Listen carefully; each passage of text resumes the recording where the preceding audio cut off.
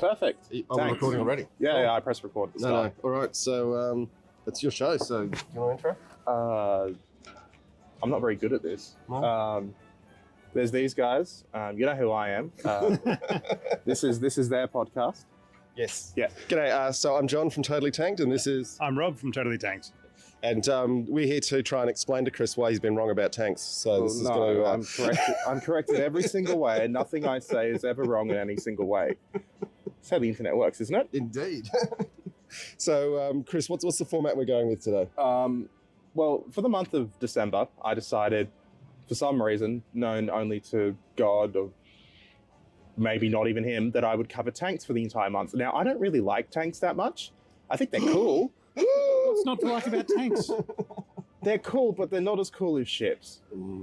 They're smaller than ships, I'll give you that. Exactly, like the Land ships. Yeah, yes, they're His Majesty's land ships. The tiniest gun that you can put on a warship makes a tank look like the biggest gun on a tank look like a pop gun.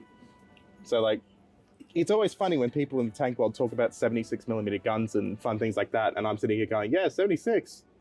That's a nice tertiary gun.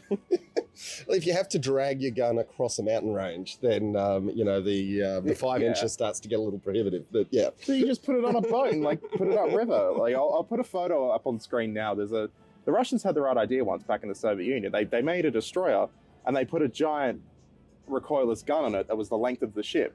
I'll put it on screen now. You'll love it. I mean, spinal mountings, they should always have taken off. You can do it. It's fine.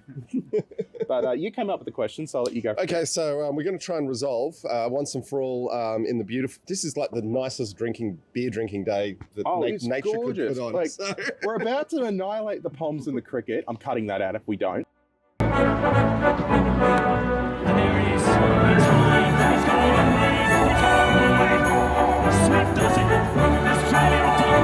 We're like, it's beautifully sunny. It's nice and, well, it's not too hot. It's not too hot. Yeah.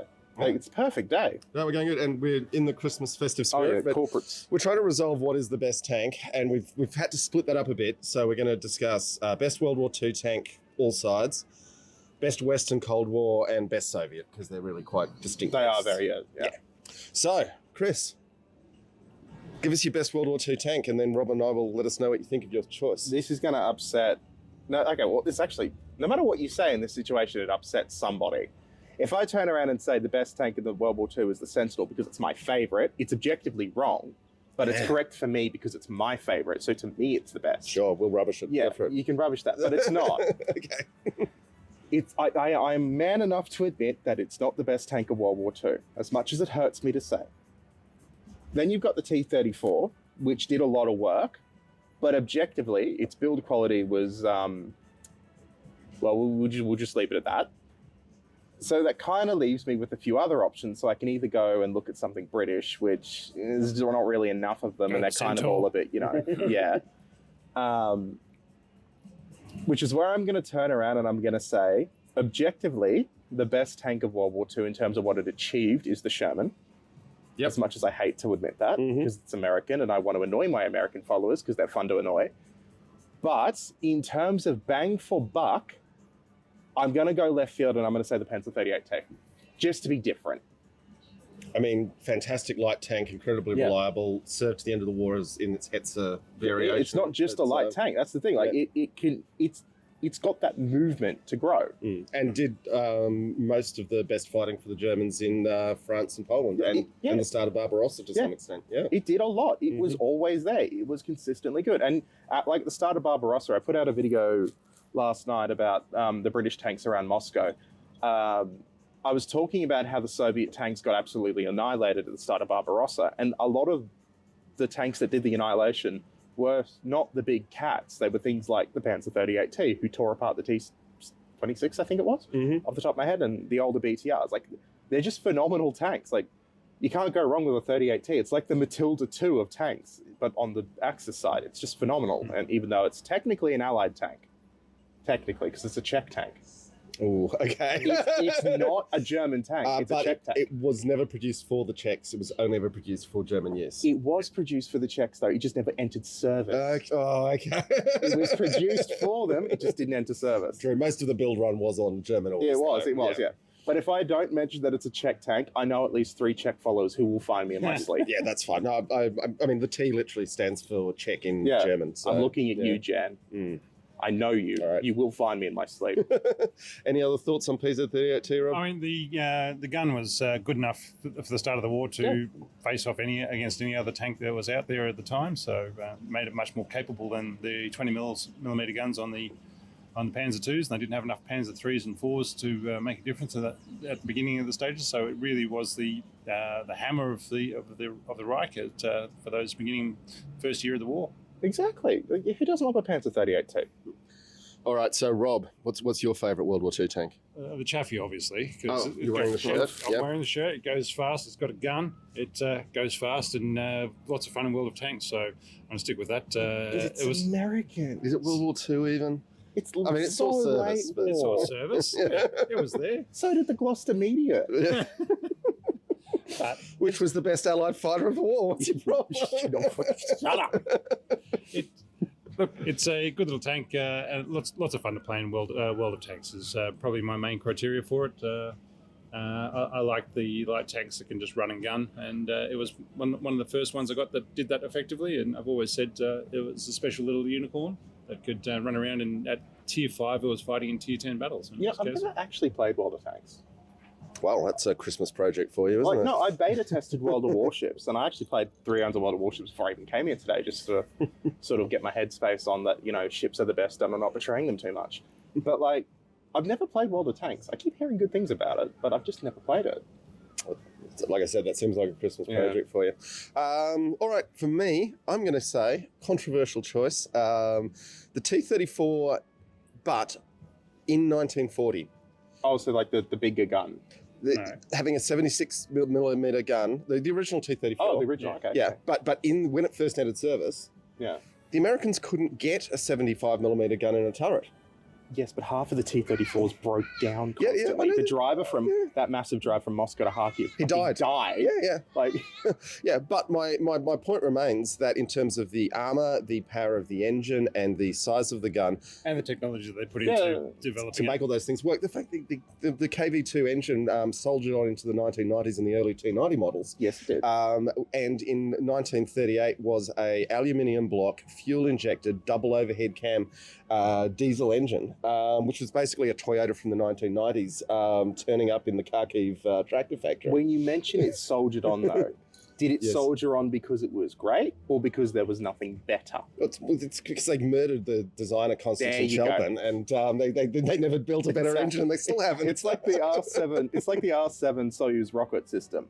It's still there from the 60s. Should it be?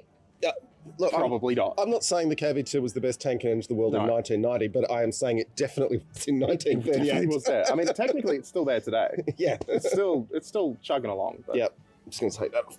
If the T-34 is built correctly, I'll give it to you. Yeah, but how often was it built correctly? Almost never. But I still think the point is that for 1940.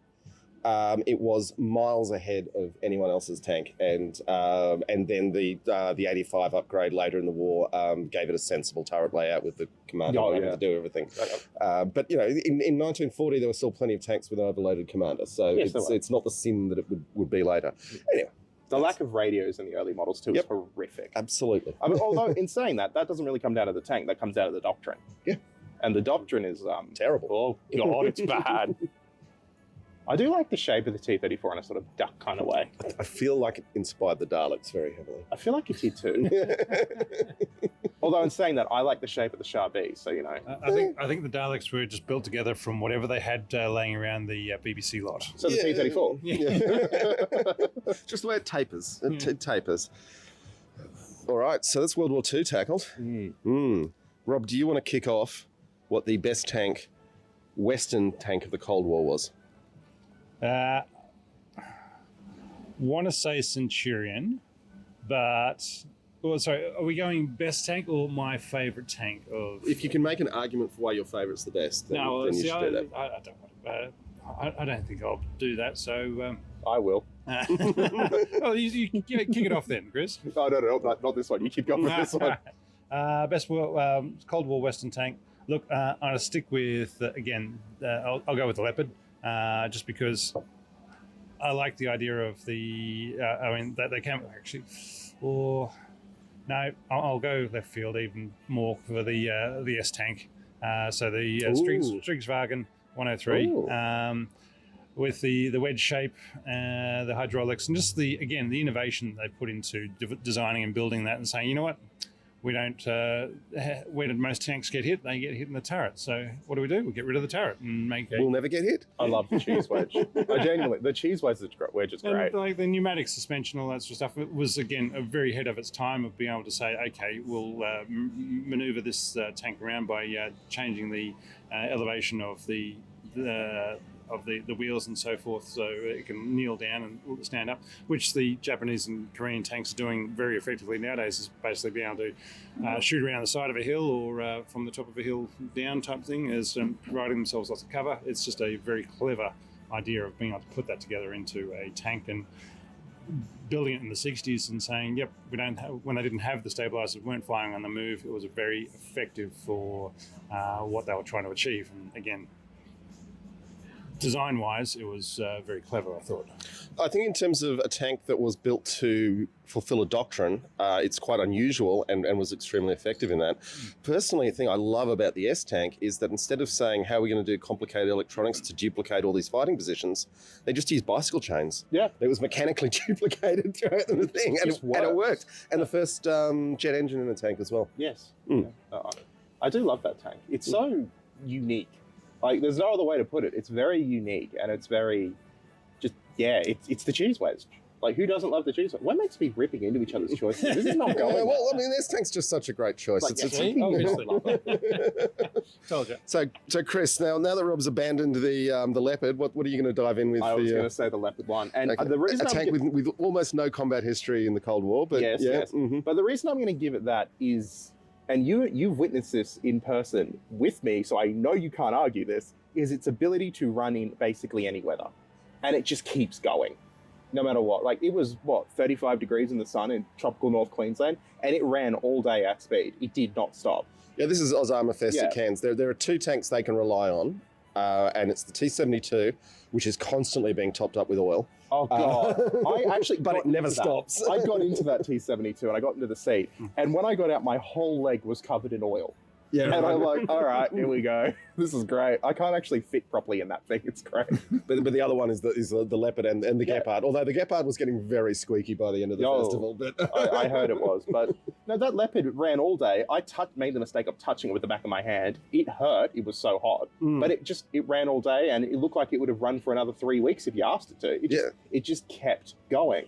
And for a European tank to come out to tropical Australia and do that, when it's long since retired and been sitting in a warehouse effectively, because the museum is effectively a large warehouse, I think you can't really fault that. Reliability is incredible. Like, you can have the biggest gun, you can have the best armor, but at one point, once the first 2 weeks of combat have ended, you're going to be looking for the tank that's the most reliable to keep going and to hold you together and to keep moving. And from what I've heard, the ability to change out a power pack in 40 minutes with a good crew, and that knows what they're doing, is saying, yes, we're taking this tank that the engine might have had 1,000 hours on already. We're going to throw in a new power pack straight away, and you'll be going for another 1,000 hours on that engine. So it's just a case of it's such a reliable piece of kit and so maintainable, so that they can just keep it in the fight, whatever they're doing. Yeah, exactly. It just keeps going. Like, you can't fault that. It just works. And, the armor's pretty weak, or, comparatively speaking, to a lot of other main battle tanks. Like, it's one of its biggest criticisms online, at least. The gun is great. Everyone likes the gun. The armor was a sound decision for the weapons of the time, because heat rounds could get more powerful faster than tanks could lug more steel armor. It wasn't until Chog and laminate came around and everyone went, oh, we can actually protect tanks, that things changed. So I think it's entirely justifiable. And I mean, yesterday we did an episode on the Vickers MBT. Same decision. Enough armour to keep out 20mm autocannons, no more. The French did the same thing with AMX-30. It was a common line of thinking. And the British tried to keep going with steel armour and built Chieftain, one of the worst tanks that even the British have ever built. I love the Chieftain just just on vibes. I love the look of it. It's the most so amazing. with the tank. Berlin Brigade camo. Oh, it's so good.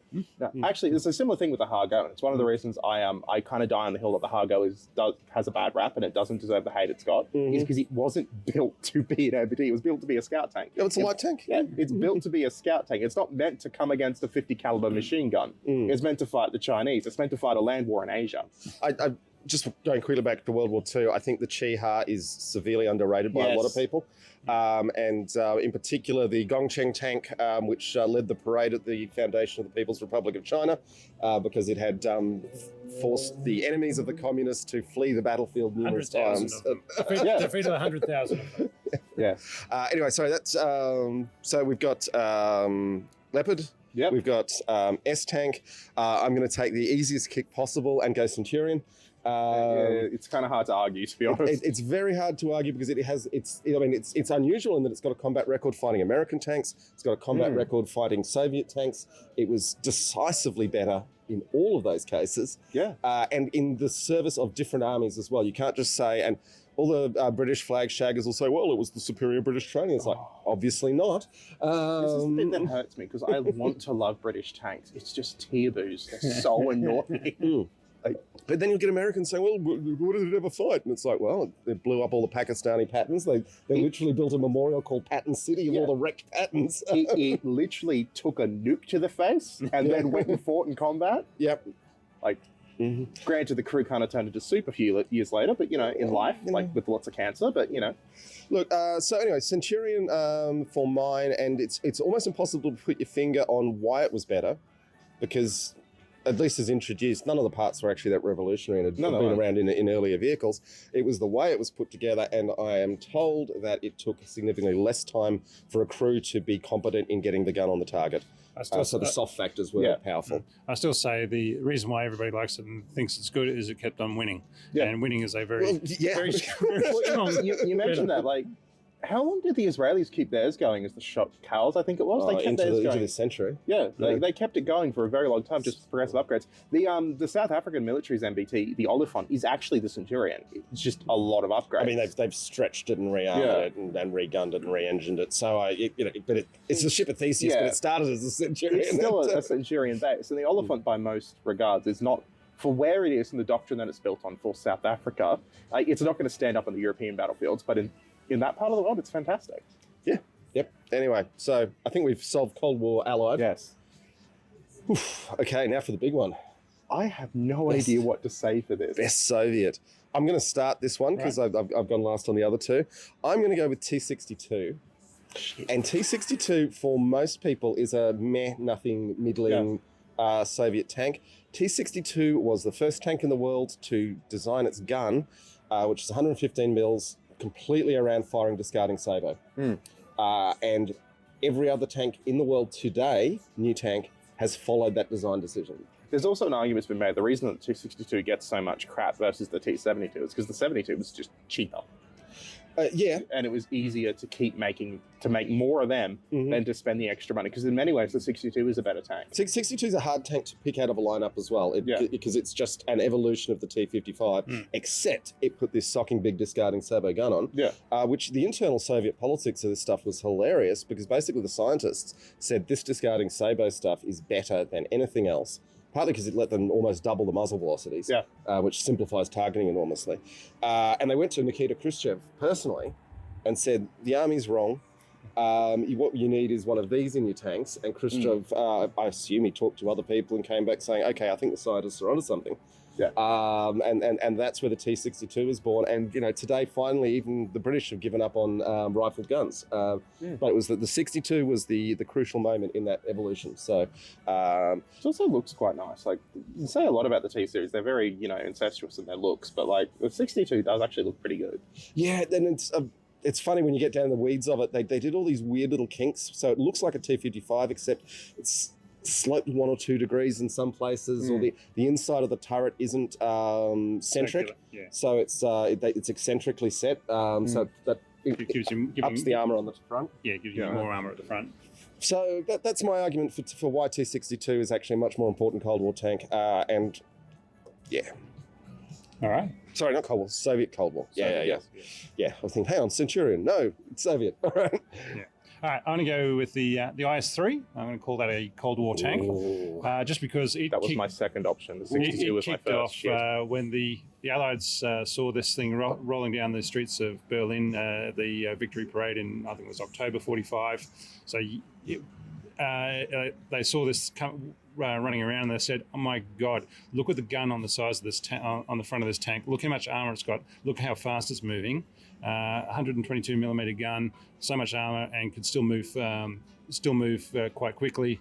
And they're going, we need to start building better tanks in order if those things start racing through Germany and into France and getting across to the North Sea, we're never going to stop with these communists. And so it's just kicked off a huge design situation within the Western Allies to say, yeah, we need to start doing something about this. And that was all because they saw this massive tank rolling down the streets of Berlin and they said, we need to do something. Even though the Soviets at the same time were saying, you know what, I think we're done with this one. We're going to move on to something else. It was just the reaction it's caused within the Western leadership to say we need to do something, whereas the Soviets saying we got to get rid of it. It's doesn't meet our needs. We're going to go to something else, and that's where they came up with the T-55. So was it the IS or the T-55 that there was that big hullabaloo where the British stole one?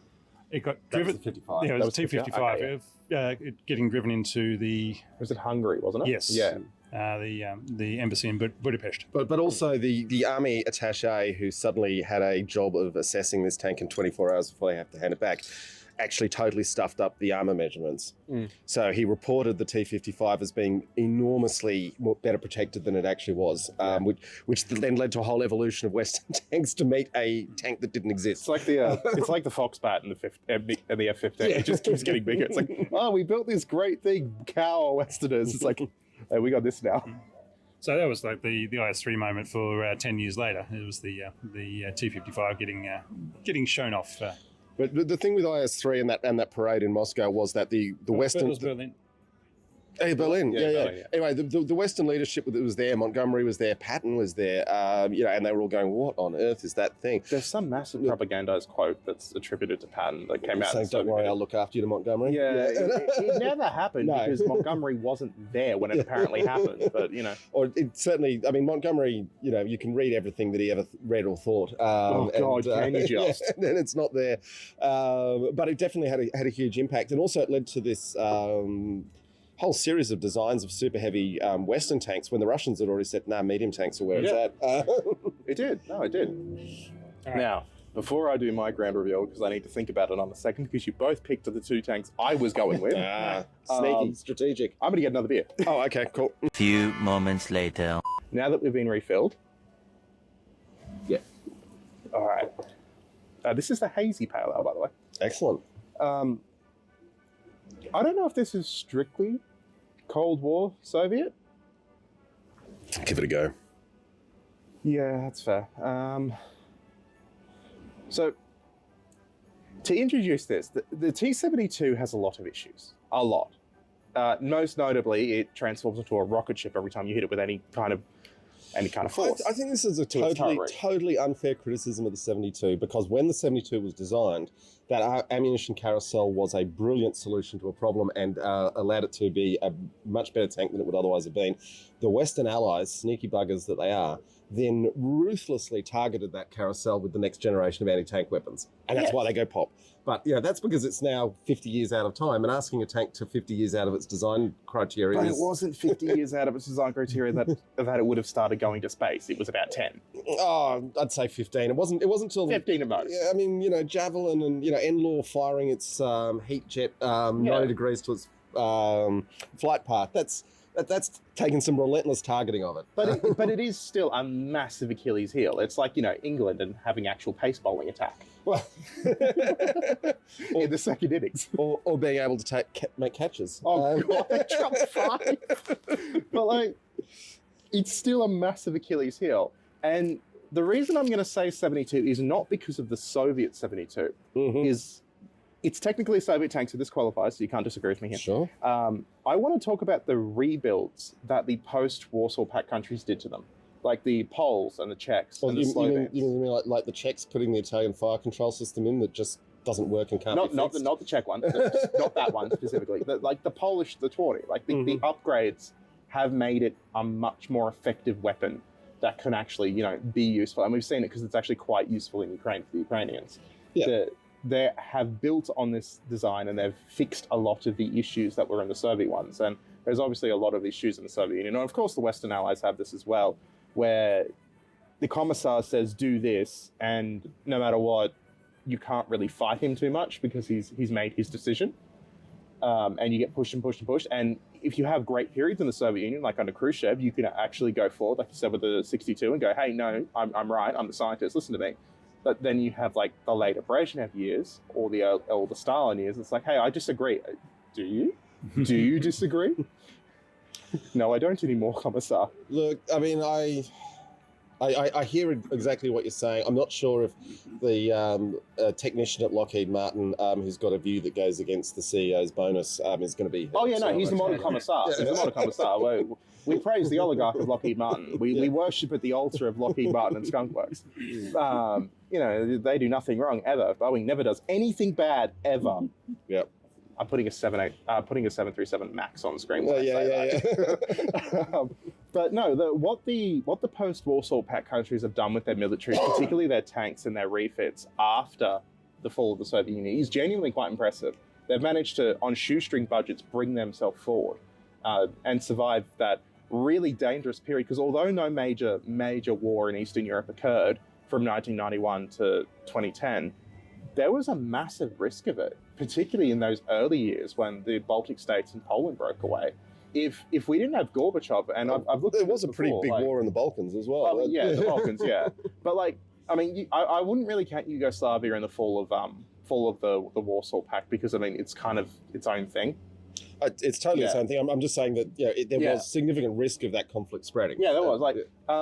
The Ukrainian historian Serhiy Plocky wrote in one of his books that one of the biggest fears of the early Clinton administration was Yugoslavia with nukes, which would have been the post-Soviet Union, Yugoslavia with nukes. That's what it would have been.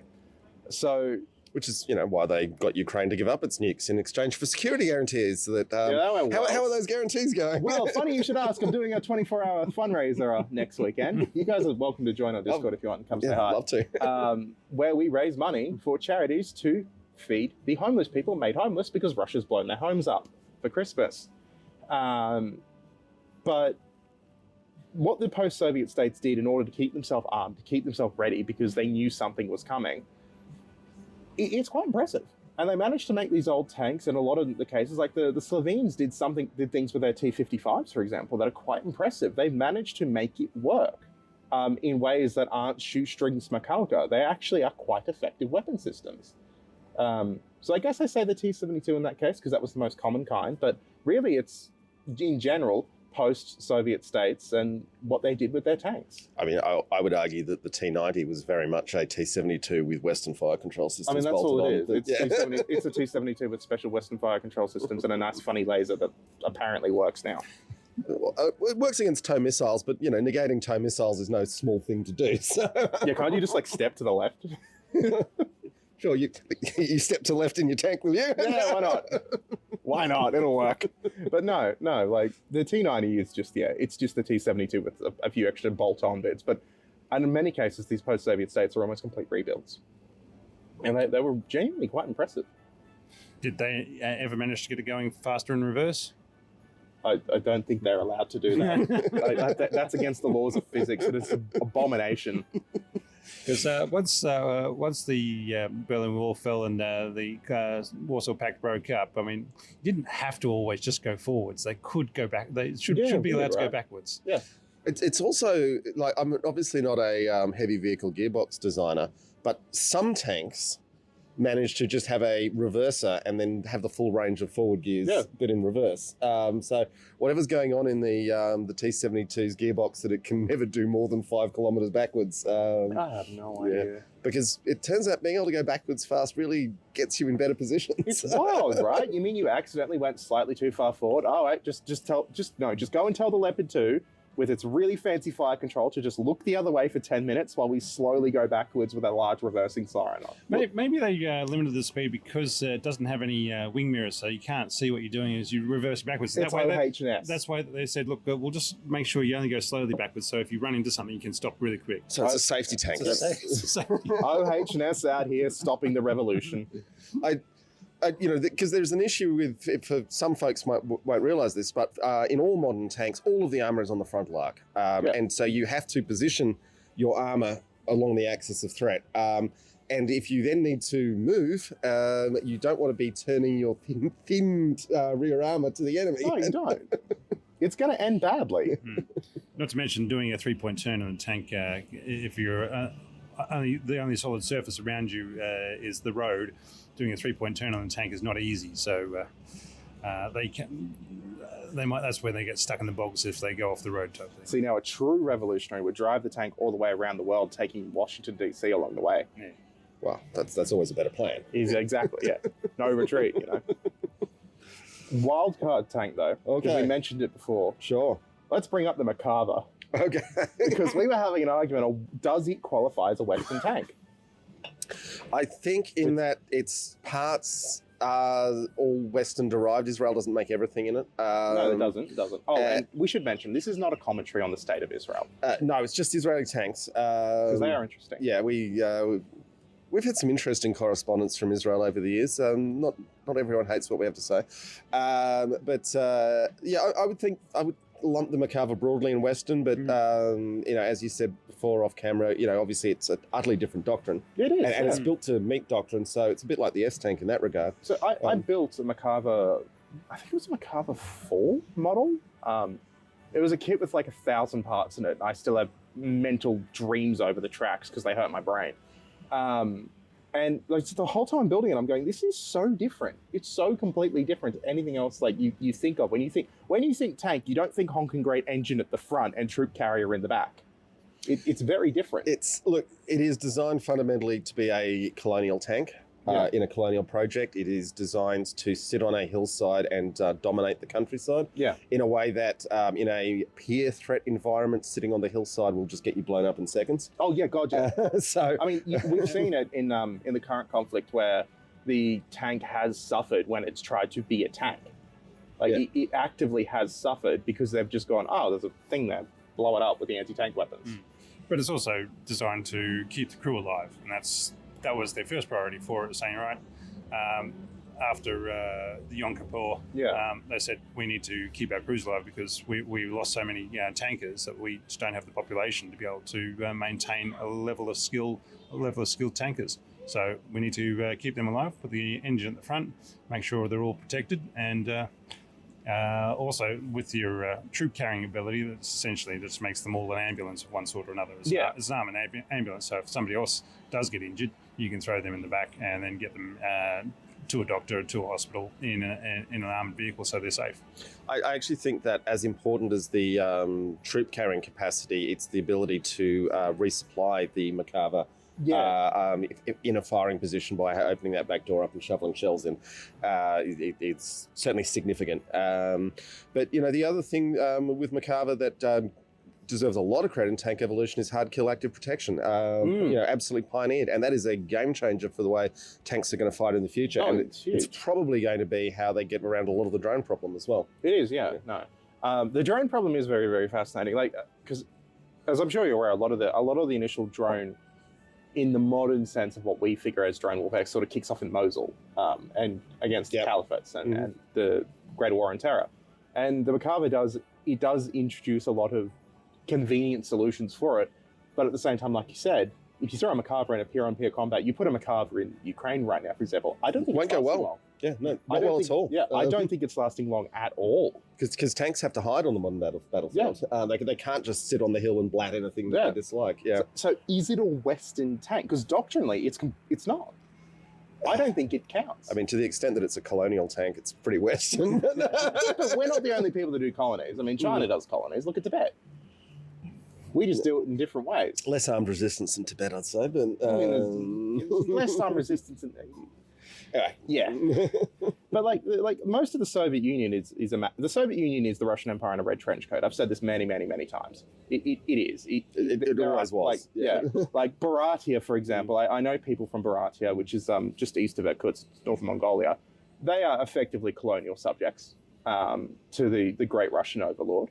And they are treated not as Russians because of that. They're flat out told, you are not one of us. And the White Russians, or White Russians is a terrible term. The Muscovites. Yeah, but the ethnic Russians have been enormously transplanted to hold the colonies. Yeah, they have. Like my ex-girlfriend's family is half Latvian, half Russian, and they were transplanted during the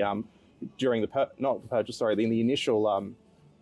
The imperial purges, whatever. I can't remember the name of it. I've had one too many beers. I had like 4 before I got here, so I'm feeling great today. It's a cricket day and it's a Sunday. I can drink as much beer as I want. But they were transplanted to the east, and they live in the east, and they now have her father, at least for example, has a very high personal opinion on what makes a true Russian, and the neighbors, the Buryatians, are not Russians. They are colonial subjects, effectively, in the way it was described to me. They're there to be guided to become true Russians. Yeah, it's always funny how colonizers, and here I'm thinking specifically about our British forebears, essentially. That we're going to torment today in the sport they invented. Well, I view Australia as an offshoot of Britain in many ways. Oh, yeah. So I'm talking about my own heritage here, not anyone else's, before anyone gets offended by what I'm about to say. But it's always a case of, the native people, they just need more time and leadership. But the time is never right, and there's always more leadership. It turns out we're not very good at leading and guiding. Those convicts need some more guidance before they listen to us in the matters of war. Send them up the hilly. They'll figure it out. Let's see if these colonials know how to do war. But yeah, so for that reason, I want to argue, while we've been sidetracked, the Merkava is not a Western tank. So you'd view it as an orphan in the lineage? I would view it as an orphan, yeah. Mm-hmm. I would view it as actually, I would compare it to a colonial gunboat. Yeah? Like the old colonial gunboats. Like I'll put it on screen, there's HMS Gannet. It's in Chatham Dockyards now. It's a gunboat. I think it's got a wooden hull and maybe an iron hull. But it is a boat specifically designed for gunboat diplomacy in the Far East during the late 1800s Victorian era.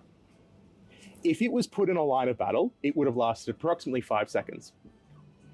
But it was very good at its job as a colonial gunboat. For bullying the natives. Going up a river and bullying the natives. Yeah. Going up a river and blowing the hell out of the natives, it was phenomenal at it. Which was why the Amethyst incident was so significant in that the PLA had gotten really good with artillery. God, and make a video on that. Yeah, and so suddenly the British were like, well, we'll just slap a gunboat up the Yangtze and show them what for. And the PLA said, no, you don't. Yeah, no, we'll shoot it.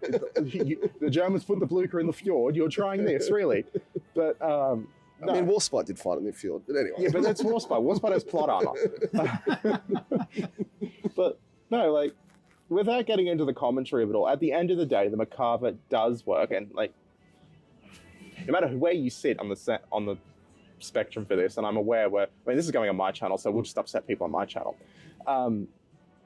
There are Israeli settlements popping up in what is nominally Palestinian territory, which does count as a form of colonialism, and the Merkava works perfectly for that. But if you put the Merkava on a modern battlefield, such as Eastern Europe or Western Europe, it will die. It will not do well. Well, I mean, I think its fundamentals are still very good, but it's optimized in a way that won't suit that. Yeah, it just. I think it would still be an effective tank because it's got good armor and it's got an excellent APS. Yeah, great guns, great armor, great defense. Yeah.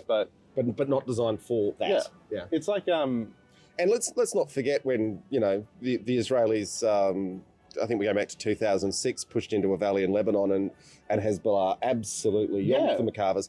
Although, as Nicholas Moran, the chieftain, will say, for reasons passing understanding, at no point did the Merkavas pop their smoke. Yeah, I was trying to figure that one out.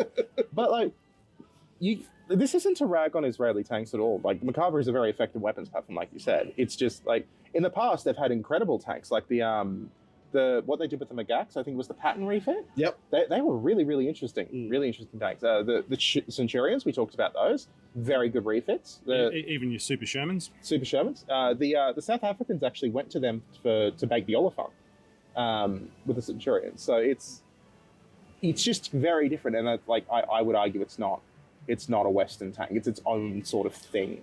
I mean, another interesting thing, I guess, with Centurion in Israeli service was that the Israelis were the biggest operators of Centurion, but they were never the biggest purchaser of them. They did get a lot. They acquired them from all sorts of sources. They actually, on that, they did a lot with the T-55 too. Yeah. Yeah, they made it work. Well, they captured so many. Oh, yeah.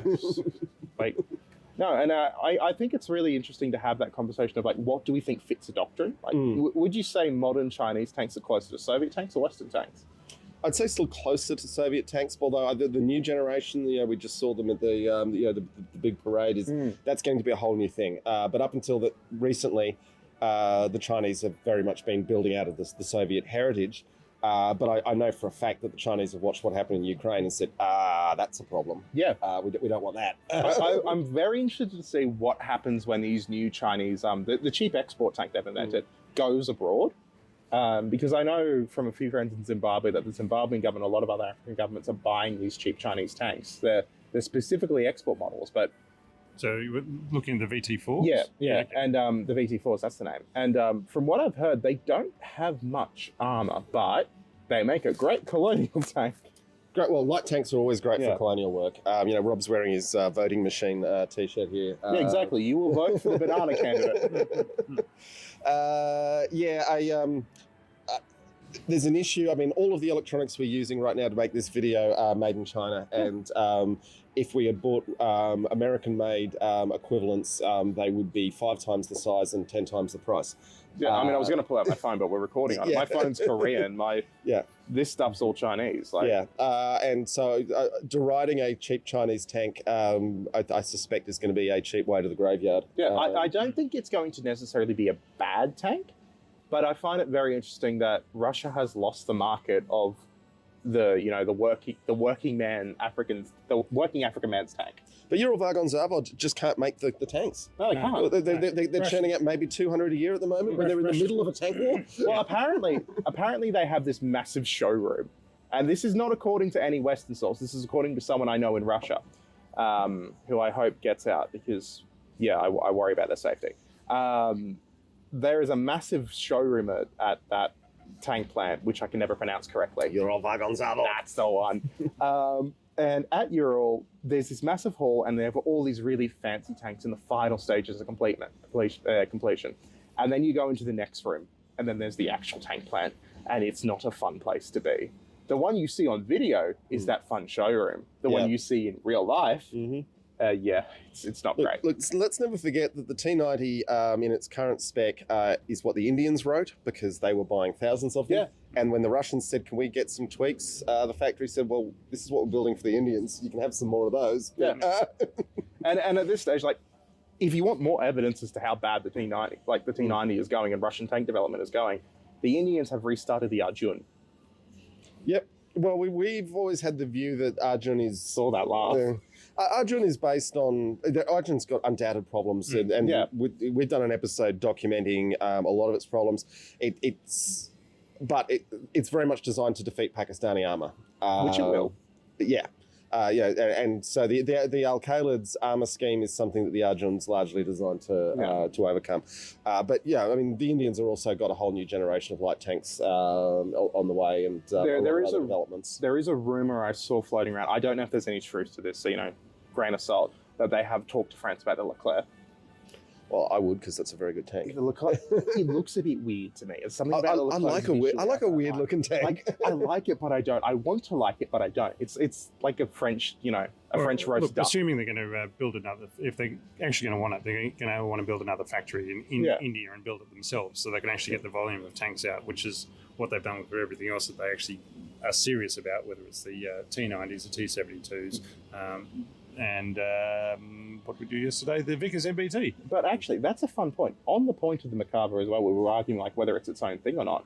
Is the Arjun Western, Eastern, or its own thing as well? Very much the same thing. Very much its own thing. Although in some ways it's a knockoff Challenger, but the rifled 120mm gun that you can't get any parts or ammo for. It's just saying that it's got limited lifespan to it, so you need to be able to do something else with it. But a working HESH, high explosive squashed head ammunition is incredibly valuable for lots of other tasks, and that's why the British hung onto it for as long as they did. If they are fighting Pakistan, they're going to be fighting into entrenched positions, particularly around like places like Karachi. That's assuming they can advance, because like a lot of people like to rag on the Pakistanis online. Never underestimate the value of someone defending their homeland. The Russians did it. It's not going well for them. We did it in Afghanistan. It sort of went okay for us, and then it never ended. And the Americans did it in Vietnam. And then, hang on, we lost in Afghanistan. Well, we get out of that because we called it. We left. We said fuck this, and we left. The Americans stayed. Yeah, I know. I'm just saying we didn't win. No, we didn't. We won the initial invasion, and then we lost the occupation. Yeah. It's the same as it's actually not the same as Vietnam. The Americans just flat out lost Vietnam. Never underestimate, and the Chinese lost Vietnam too. Never underestimate what happens when someone is intent on defending their homeland, and Pakistanis will defend their homeland.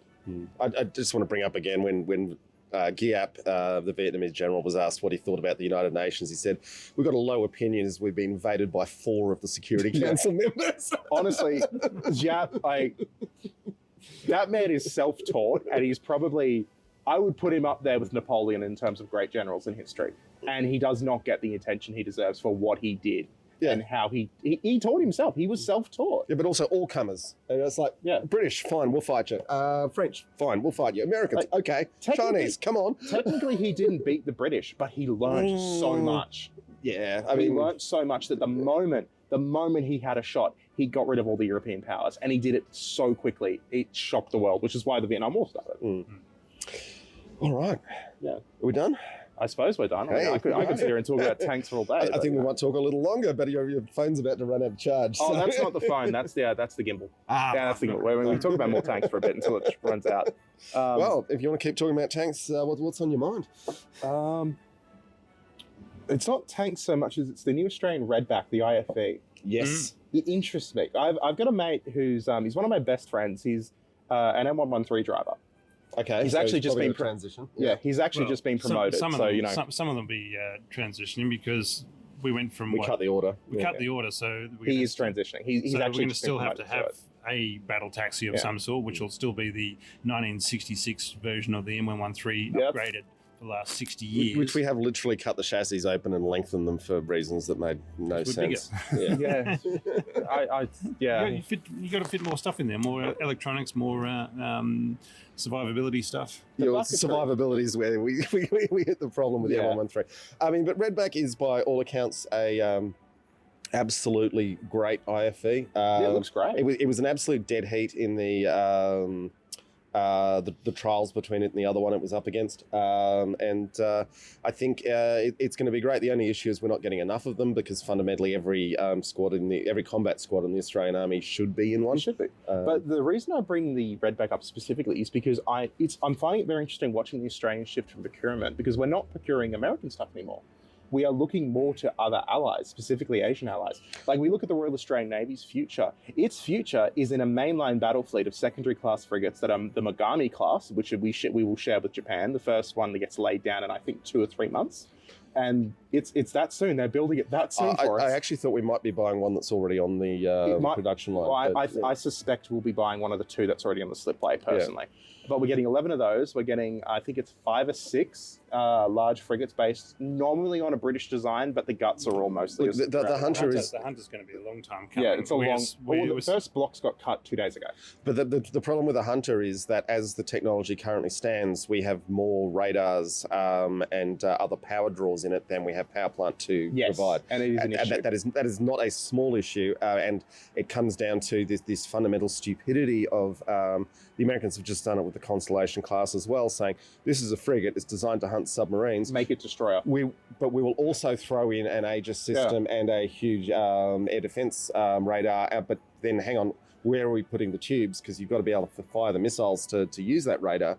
And so it's a dog's breakfast of conflicting demands and no one making serious decisions, and it makes me very angry. It makes me furious, especially what the Americans done with the Constellation. That's just a joke. They need a frigate. Just use the Fincantieri. It's a good ship. But a frigate is only meant to be able to defend itself against limited air attacks, and it's meant to be a hole in the water with a big towed array just listening. Yeah. Either that, or you put it next to a cargo ship and it dies to save the cargo ship. That's the point of a frigate. A frigate is an escort ship at its core. It is... Should be quite cheap. If you are on a frigate, you need to know your life is not that important, basically. Well, you are the flaming datum that alerts people to the presence of a submarine. How many redbacks can a frigate carry, eh? Probably 5 or 6. But, it's interesting watching Australia because we are massively rearming at the moment. Like it's very the whole region is the whole region, the whole world is to an extent. But just looking at the Australian procurement program right now, it's actually quite insane to see how much we are looking at buying, how fast we are doing it. Now, a lot of that is because our previous government was. Well, we live in Canberra, so I can safely assume you hold the same opinion of the previous federal government I do. A low one. Low is a high bar to cross. And if you bury your bar low enough, you can just roll over the top. If we dig deep enough to find the bar of the last federal government on defence procurement, we might find the Earth's core. And I would also argue, every other major thing, but fundamentally they were a bunch of grifters just trying to enrich their friends. They didn't make a lot of good decisions. No, they didn't. And I say that as someone who comes from a family that votes for that party and has done it for 30 years. I will never vote for that party again at this rate because of what they've done. But the shift is phenomenal. Like we have, in the last 10 years, we're buying Japanese frigates, which can you imagine 10 years ago saying that Japan would be a major shipbuilding exporter? We nearly bought the Japanese submarines. We did. We should have. We should have, yeah. But, I know somebody who wrote an article about how we should have bought that being John. We're buying American submarines. We're never going to get them, but we might get some dodgy British ones. But considering how plagued the Astute class are, this is not a great deal. But in saying that, it's better than nothing. I would argue just buy the German submarines and get them in service. But not the Japanese. We're looking at new frigates that are, admittedly, the new British Type 22 looks quite impressive. Sorry, Type 22 or Type 26? 26. 22 is very old. 26 is an enormous sub-hunter that's still not big enough for what we're trying to cram onto it. But it's not. But the 26 is interesting. It looks very competent. The Norwegians are buying them too, so it's not exactly something that we're just doing. Canada's getting them as well. For the Army size, we're getting the Redback. We've just gotten a new self-propelled artillery gun. I can't remember also the name. Korean-made. Also Korean-made, the Huntsman, I love the new naming scheme for military vehicles. The Spiders, they're great. The only thing we're getting, and to bring it back to tanks, that's still very American is the new Abrams. And I have to wonder, how long do we stick with the Abrams for? Because most people don't realize Australia doesn't, it's not traditional for us to actually have American tanks. Look, we use the Leopard for the longest time. Look, we only have 75 of them, so it's not like we actually can do anything with our tanks. Yeah. But what we have is a training cadre and a holding force for future expansion. Yeah. And about 75 or 100 is the minimum number you can have and have enough people trained and knowing how to use them and being ready for a future expansion.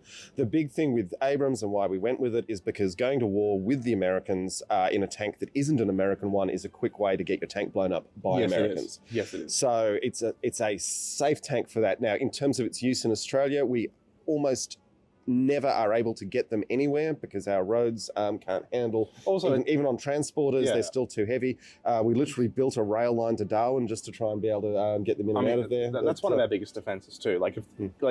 You'll never see an enemy army set foot in Australia because it's just not worth it. But it's not worth it. I mean, having them in Darwin was the whole point of having the railway there, of rebuilding the railway to Darwin was for that. But now they've moved half of them to Townsville and another half to Adelaide. So you got 3 halves around the place. So it's a case of, well, are they where they need to be? And what's your rail? There's no rail link between Darwin and Townsville, so that's a very long journey. But the issue there is just a simple one, that it is too heavy for our infrastructure, and so we realistically need to either buy someone's light tank or for the rest of the world to get more serious about not building overbuilt, far too heavy tanks because. Yes, if you're the Americans, you've got tactical bridging out the wazoo, but even for the Americans, with the Booker, they said, which is only a 40-ton tank, we don't have enough tactical bridging to support this thing. I thought the Booker was a great idea, particularly for places like Australia. The reality is, to take Australia, to actually beat Australia in a war, you need to take Melbourne and Sydney. You have to take... It's not game over till you've taken Sydney, basically. Yeah, you need to also take Melbourne. And if you look at the geography, Sydney is a bitch to take. Sydney is probably the most easily defended city on the planet. You can't do a naval invasion because most of the coastline is sheer cliffs that are 90 feet to 100 feet tall. Like, you go to the beaches, cool, they're tiny beaches that are enfiladed on either side by sheer cliff faces. You're going to try and land inland, that's great. You're a million miles from any support. Maybe you've taken Norfolk Island, that's still a couple days away. Try and take Melbourne, it's even worse. And then Port Phillip Bay, we can do things to basically make it that you can't get in and out of Port Phillip Bay without a lot of effort. Then you have to also take Adelaide, you have to take Brisbane. Brisbane in itself it's not worth it. As someone from Brisbane, it's not worth it. And then, cool, you've taken the East Coast, what about the rest of the country? But Go get to Perth somehow. We all know the Western Australians will rat out this country at the first Oh, they'll opportunity. declare independence. The point you're missing, though, is that to take Australia, all you need to do is shut off the shipping lanes. Well, And that's it, because we've shipped off all our industrial capacity to other countries, and so we can't build anything here. We have no energy supplies because we've rejected the idea of electrifying everything, because that's what we should be doing. Because we have so much sunshine. Without sounding like an advertisement for the current party in power, because I don't want to do that, they are making conscious efforts to bring that back to Australia. They are, but as a friend of our show, Dr. Albert Palazzo, he had a book out called The Big Fix just this year about what Australia should be doing with defence priorities. The single biggest national security measure any government could take would be electrifying our logistics network. Because we've got plenty of sunshine, and if the logistics is electrified, we can grow our own food, we can survive cut off. But at the moment, we are so utterly dependent on terrifyingly small reserves of petroleum. We are incredibly vulnerable to just an exclusion zone. That petroleum, by the way, just to let everyone know, the previous government offshored our strategic reserve of petroleum. Well, to be fair, the Americans said you must have a strategic reserve of petroleum, and we said, can we keep it with your strategic reserve of petroleum? And they said, okay. And here's the price tag for it. Oh yeah, we're paying for it, and we will never ever see that petroleum in a crisis. No, we won't. They never even send it to us. But no, it is interesting. Back on the original topic of how much will we see in future Asian procurement, specifically East Asian, Japan, Korea, that kind of area, and how much will it overtake Western and, well, I would say Russian, but it's kind of dead already because of their own making. Like, how long? Like, we've already seen it. We're seeing Korean equipment go to Poland. Sure, that's Pol's buying everything though. But they're everything they can get because they've got a bad neighbour. But let's Poles have a history with it. Let's be really clear here. When was the last time the US built a tank hull? That's very true. It's about 30 years. Yeah. British haven't built one in about the same time period. Germans are still building them, but aside from Germany... The Panther looks interesting, but very expensive. But North Asia is the only place that anyone's making new tank hulls. Well, except for 200 a year at Eurowagen's over. Like, I can genuinely see, like, the South American market is huge for defence, particularly second-hand stuff. Like, the Chilean Navy, the Peruvian Navy, it's all basically second-hand British ships. The Argentinian Navy is basically second-hand American, but they are building their own now. With the US and what it's doing to South America at the moment, because it is alienating it, make no mistake, it is completely alienating its relationships abroad. How long until we start to see Japanese and Korean tanks in, like, Argentina? I think it's fascinating. Not long, because they're really good. Yeah, I think it's a really interesting point. And much cheaper. Yeah. And I think it's something designed to go over mountains and have and be light enough to go on bad roads, all things that South America would really like. Like, on that, like, and then to bring it all back to the Merkava, is the K2 a Western tank? Yes, but I would say the K2 possibly represents a watershed moment where the Asian tanks, the North Asian tanks, begin to far exceed the Western tanks. Having said that, I have some confidence that the Germans could keep doing interesting things. And, I mean, if they can cheapen the Panther and make it more producible, I guess is the word. But the thing is, Germany's maintaining its heavy industrial capability, which a lot of countries just want to get out of because they say, well, it's too expensive to have these people, and what they'd much rather do is make money by moving money around rather than make money by building things. Well, having a skilled workforce, I mean, who wants to pay for those losers? Exactly. I mean, that's one of the things I've noticed a lot since Sweden joined NATO. Sweden and France seem to be looked at a lot more these days with, America, self-immolating when it comes to foreign policy. Sweden particularly is being looked at a lot because Sweden still domestically produces so much.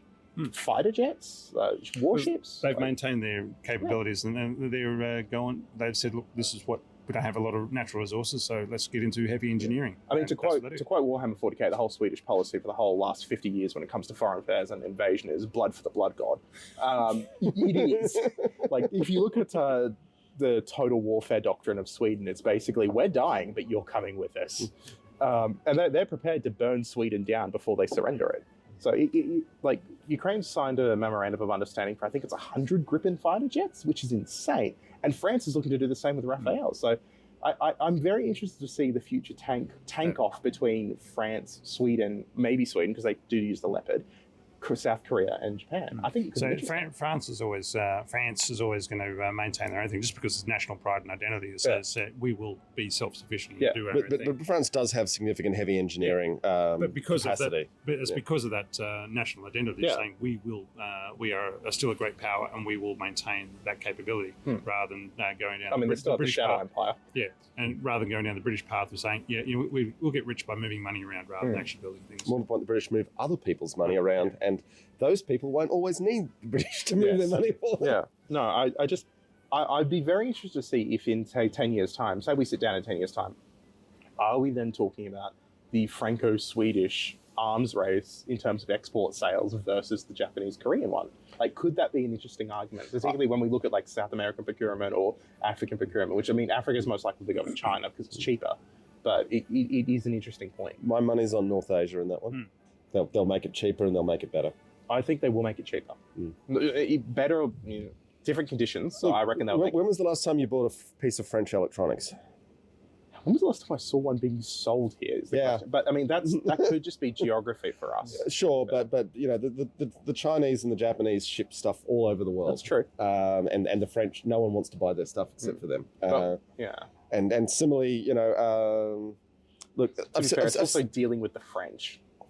Every piece of equipment we're using here is made in China. I've got in the live streaming setup in my basement 3 pieces of equipment that didn't exist 5 years ago that the Chinese have invented to make life easier for live streamers.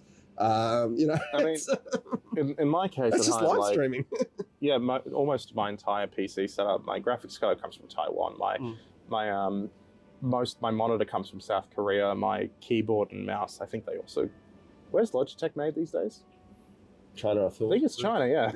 Yeah, like it is all made in Asia. But I mean, my TV is an LG, so yeah.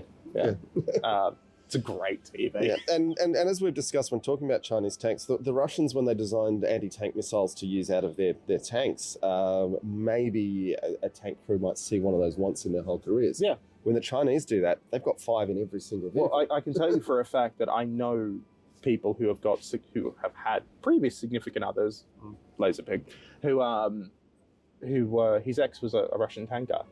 And the things I have heard about how little equipment they had, it's beyond, it would blow your mind. And this was 10 years ago. This was before they shot themselves in the face with a shotgun. This sort of lets you know how bad it was getting. Yeah, now they're riding e-scooters into combat. God, I saw that. Now, we're going a fair while, gents. I think I might wrap myself up there. Yeah, it's not a bad time to end it. I think we've got about an hour of recording. Yeah, I cut down my beer trip halfway through. No worries. Speaking of beer trips, would you like another one? Yes, please. All right. I'll go with the hazy again. Okay. So before we leave, though, thank you, everyone. Merry Tankmas. Merry Tankmas. Yes, I have a video. Merry Tankmas. I have a video coming out on the Hargo, in I think it's 2 or 3 weeks. I was going to do one on the Sentinel, but all my footage is sitting with a friend of mine who his PC got hit with a surge due to a lightning storm and shoddy build quality in the state of Queensland. That would never happen, right? No. Geocon, never. No, thank you all for joining us. I hope you enjoyed our little tank chat for Christmas this year. Next Saturday, because I'm going to put this out this week, on the 13th of December, I'm doing a 24-hour live stream. We've done this every single year. Basically, we raise money for different things. For the last 2 years, we've provided over 1,000 Ukrainian orphans and children and disabled children with Christmas presents who otherwise wouldn't receive it. This year, we're doing it a little bit different. We're going to be providing these kind of presents and also lunches and Christmas dinner to multiple orphanages across the southern region of Ukraine who particularly take care of those who are disabled, including one who I've been to in Zakarpattia, who take care of those who suffer from things like fetal alcohol. We're talking people from the age of 0 to 30 who will never be able to live by themselves. And we're going to make sure they get a Christmas present. They get some chockies. They get a nice dinner. And we're also going to feed a lot of homeless people who have been made homeless by this war, because a lot of people don't realize there is an internal refugee crisis in Ukraine from people in the east. So we're going to make sure they get a Christmas dinner, because at the end of the day, just a little bit of good can come out of this. So thank you all for joining us here, and I'll catch you next time. Is there anything? Oh, check out Totally Tanked. Please do check out Totally Tanked. Yeah, we talk about tanks every month. Yeah, believe it or not, they talk about tanks. But no, and if you guys are free next Saturday, feel free to jump into the call. Sounds awesome. Yeah, thank you. Chris.